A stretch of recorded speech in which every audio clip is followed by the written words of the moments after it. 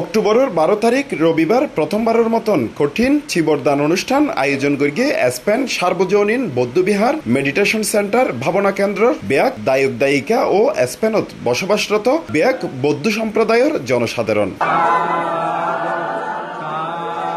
দুই পর্বে অনুষ্ঠিত এই অনুষ্ঠানত প্রথম পর্ব আছিল অষ্টপরিষ্কার সহ মহতি সঙ্গদান অনুষ্ঠান।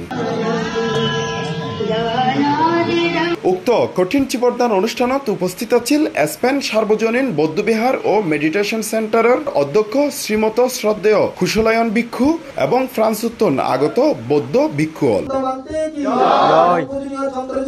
এই কঠিন চিবরদান অনুষ্ঠানত আরও উপস্থিত আছিল স্পেন, পর্তুগাল, থাইল্যান্ড, নেপাল ও বিশ্বের অন্যান্য দেশত বসবাসরত বৌদ্ধ ধর্মাবলম্বী জনসাধারণ।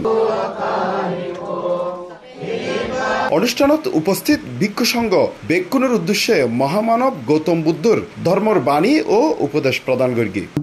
বুদ্ধ পূজা দিয়ে উৎসর্গ করব। সবাই একসাথে সমাজ সুরে বলুন, নমো তাস্সা ভগবতো আরহাতো সাম্মা সাম্বুদ্ধাস্সা।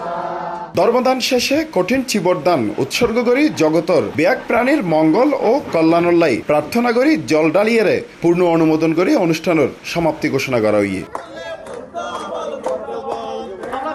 C+ TV, Chittagong.